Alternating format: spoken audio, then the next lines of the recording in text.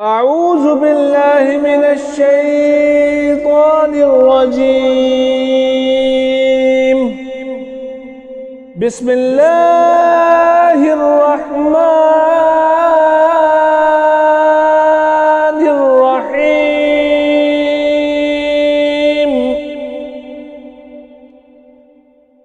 اللهم صل على سيدنا ومولانا محمد صاحب التاج والمعراج والبراق والعلم، دافع البلاء والوباء والقحط والمرض والألم، اسمه مكتوب مرفوع مشفوع منقوش في اللوح والقلم،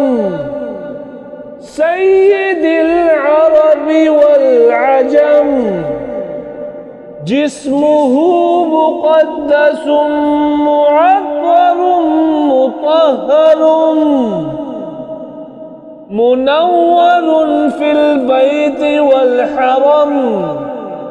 شمس الضحى بدر الدجى صدر العلا، نور الهدى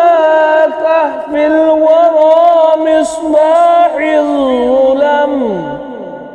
جميل الشيم شفيع الأمم صاحب الجود والكرم، والله عاصمه وجبريل خادمه، والبراق مركبه والمعراج سفره،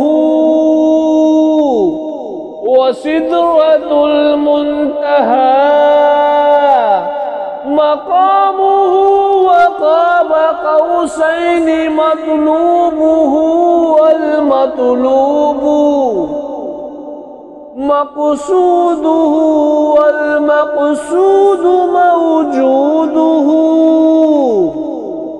سيد المرسلين خاتم النبيين شفيع المذنبين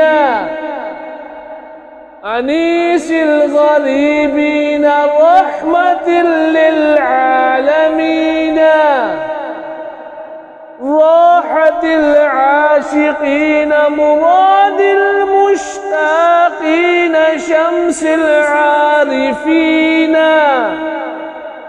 سراج السالكين مصباح المقربين، محب الفقراء والغرباء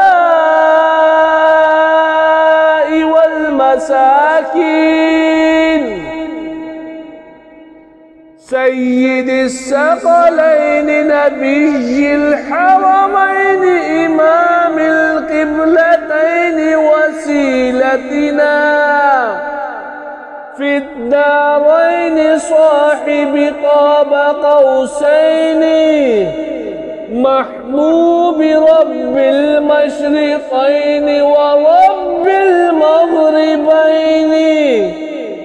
جد الحسن والحسين مولانا